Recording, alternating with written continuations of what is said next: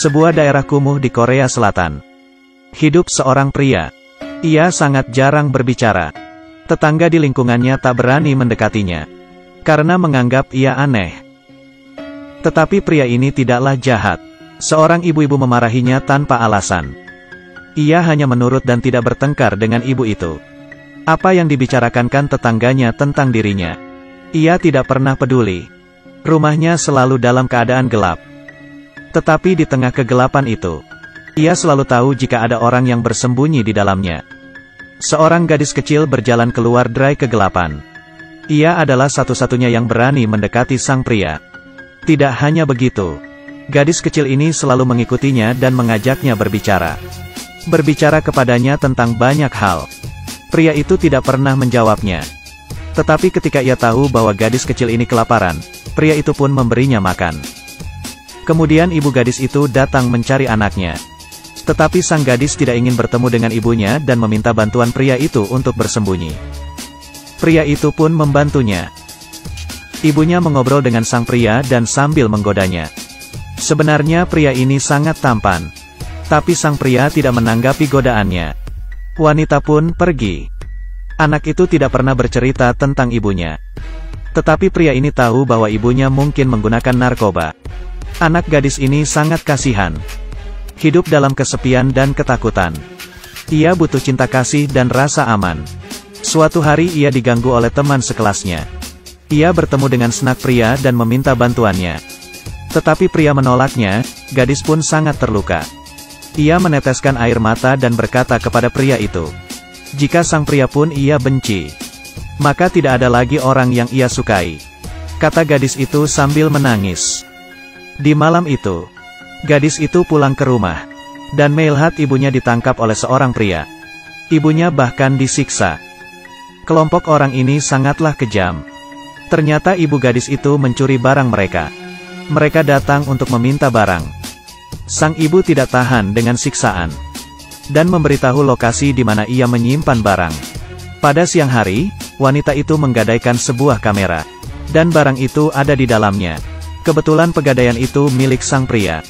Ketika pria itu pulang, ada dua pria tak dikenal di dalam rumahnya. Mereka mengancamnya untuk menyerahkan barang itu.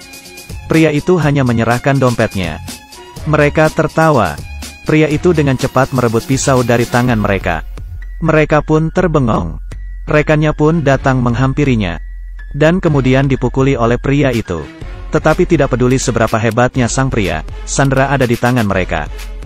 Sesuai permintaan penjahat, pria menyerahkan tas kamera wanita itu kepada mereka. Dan barang benar ada di dalamnya. Tetapi penjahat tidak menepati janjinya. Membawa ibu dan anak itu pergi dan terus mengancamnya. Meminta sang pria untuk mengantarkan barangnya. Demi anak itu, pria pun menuruti permintaan penjahat. Sang pria mengantarkan barang ke tempat yang ditentukan. Tetapi ia tidak menduga jika ini adalah sebuah jebakan. Polisi datang begitu ia menerima barangnya. Kelompok penjahat itulah yang melapor ke polisi. Ternyata, si penerima barang adalah saingan penjahat. Dengan begitu, mereka dapat menyingkirkan dua orang sekaligus. Pria itu dengan cepat pergi setelah menyadarinya. Dalam perjalanannya, sang pria mengalami kecelakaan. Bagasi mobil terbuka. Ketika ia melihat apa yang ada di dalamnya, ia tercengang, begitu pula dengan polisi yang datang. Di dalamnya ada mayat seorang wanita. Semua organ tubuhnya hilang. Dari organ dalam hingga mata. Wanita ini ialah ibu dari sang gadis. Kelompok yang menangkap ibu dan anak itu ternyata adalah geng perdagangan organ manusia. Gadis kecil itu ditahan di kubu mereka. Pria harus menyelamatkan anak itu. Ia berencana untuk melarikan diri dari polisi. Ia pun beraksi. Ketika sang polisi kembali, semua rekannya jatuh pingsan. Pria itu telah menghilang.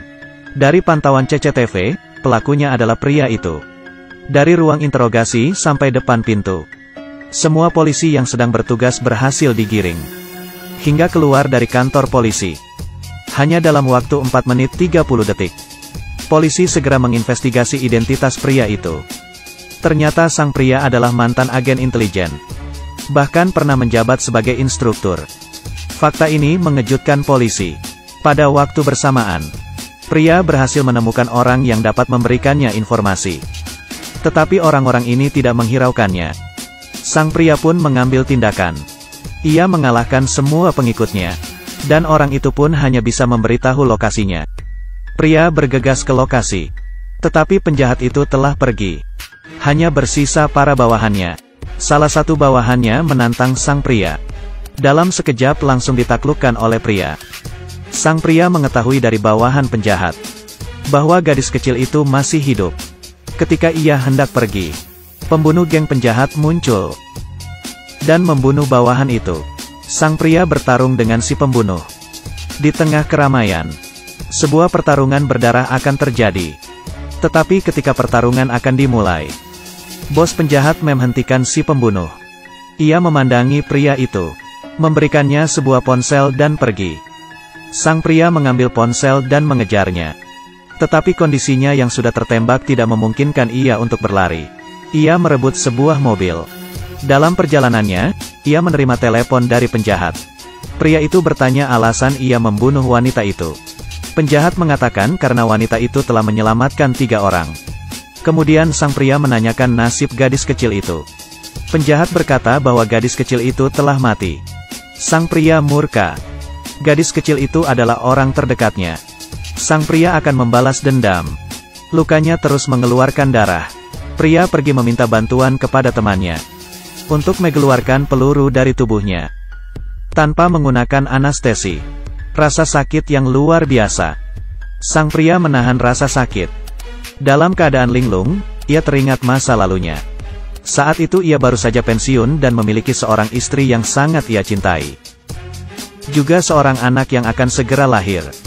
Tetapi istri dan anaknya mati dibunuh oleh musuhnya. Dalam sekejap, pria kehilangan segalanya. Sekarang sang pria sudah tidak punya apa-apa.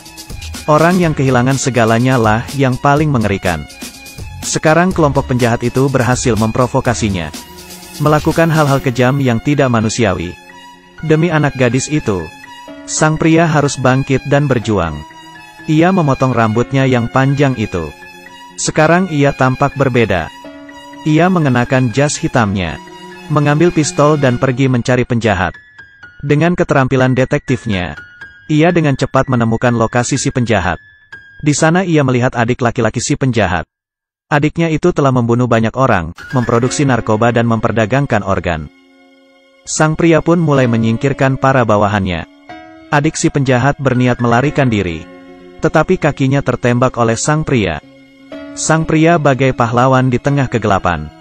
Adik si penjahat ditangkap oleh pria. Pria menelpon si penjahat untuk menyerahkan anak itu. Jika tidak ia akan menghabisi saudaranya. Tetapi si penjahat menolak permintaannya. Meski ia khawatir dengan keselamatan sang adik, si penjahat hanya memberitahu sang pria lokasinya.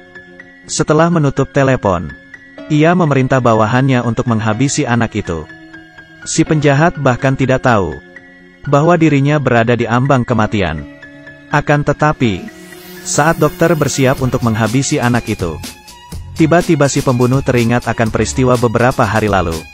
Sang gadis kecil melihat luka di kepalanya dan memberikannya sebuah plester. Perilakunya itu membuat hati si pembunuh tergerak. Di sisi lain, sang pria meledakkan tempat persembunyian. Adik si penjahat masih berada di dalam, membiarkannya menerima hukuman api neraka. Sang pria datang ke tempat persembunyian terakhir. Sudah ada belasan orang yang menunggunya. Si penjahat memberitahunya bahwa anak itu sudah mati. Pria ini benar-benar murka. Ia ingin menghancurkan penjahat itu. Sang pria mulai bertindak. Ia menyingkirkan para bawahannya terlebih dahulu. Kemudian seorang pembunuh baru muncul. Tapi sang pria telah dibutakan oleh amarah. Tidak ada yang bisa menghentikannya. Sang pria bertarung dengan sekuat tenaga. Pelurunya habis. Menghadapi orang-orang bersenjata, sang pria bertarung dengan tangan kosong. Satu persatu dihabiskannya. Hanya tersisa seorang pembunuh dalam beberapa menit. Dengan penuh percaya diri, sang pembunuh meletakkan pistol dan mengeluarkan pisau. Mereka bertarung menggunakan pisau. Amarahnya menjadikan sang pria semakin tangguh. Si pembunuh pun berhasil ia singkirkan.